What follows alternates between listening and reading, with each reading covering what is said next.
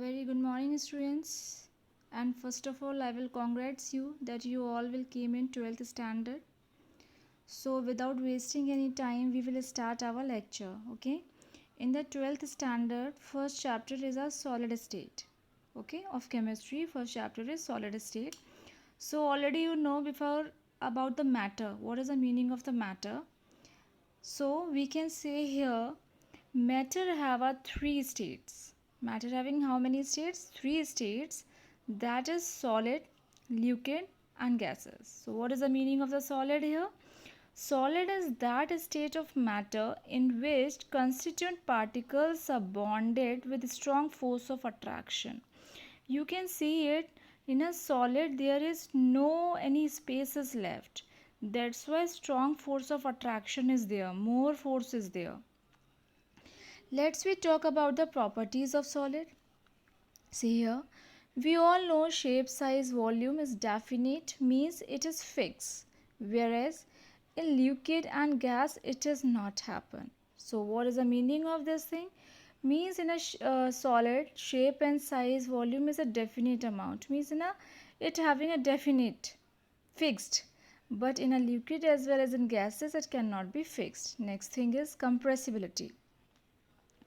Compressibility is very low in solids because they are already close to each other. When the particles are close to each other together, it means at that time the compressibility is very low. Second is flexibility is also below. Next is diffusion power is low. Melting and boiling point of solid is high because they are very close to each other. Means is this, when the force of attraction is high, the melting and the boiling point is also be high. Fine. Next is they are generally good conductors of electricity and heat. Understood? They are generally a good conductors of heat and electricity. Who? Solid, whereas the liquid and the gas do not good conductor of electricity and heat. After this, we are saying is here in a solid state, the constituent particles are very strong force of attraction, or in other words, we can say they are closely packed. Means as this, when we are saying it is more force of attraction. When it is a more force of attraction means they are closely packed to each other. When they are closely packed to each other, it means the solid state is changed into the two types. One is crystalline and second is amorphous. Okay. Let's say on one example of crystalline one is a marble and amorphous is a chalk.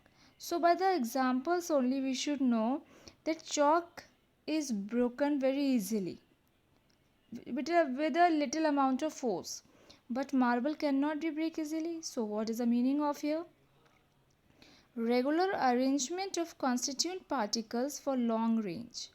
In this one you can see there is a long range of force of attraction will takes place in a crystalline, and in a proper manner means in a proper distance.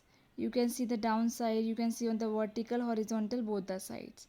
But in the amorphous they having a short range and they can be moved anywhere. They not having a proper symmetry and they having a proper symmetry. They are randomly moved here and there.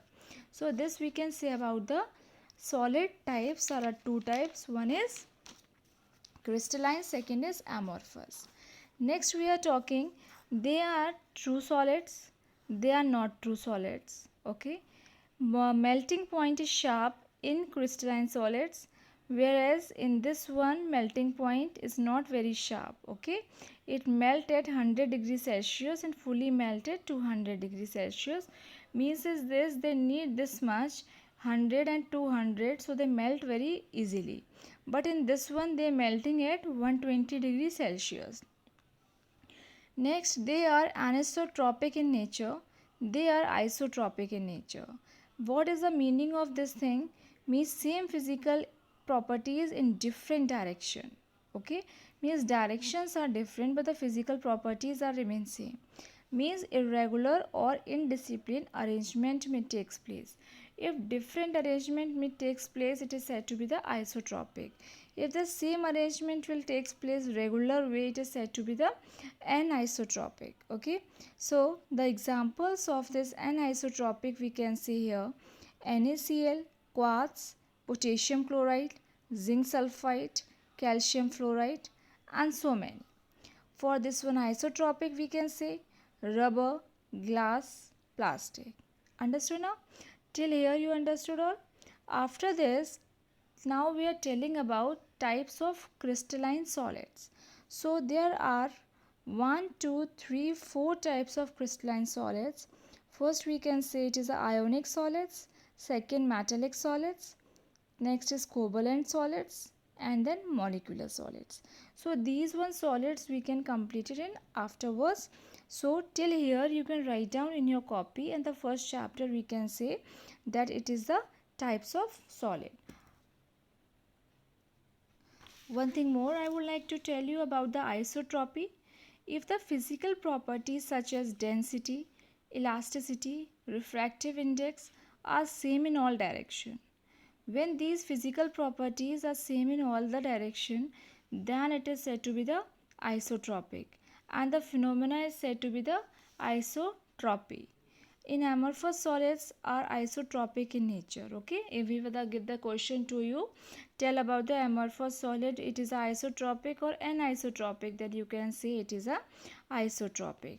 So what is the meaning of the anisotropic? If the physical properties such as different in all directions, such as same thing, density, elasticity, refractive index, they are in the same direction, they are in the different direction, so it is said to be the anisotropic. Okay, and this phenomena is said to be the anisotropic. Fine, and students, now we are telling something about the lattice point, which we will do afterwards. Okay, so this is our first lecture. In our first lecture, try to learn those things which I am telling you, and these things from the starting make your copy.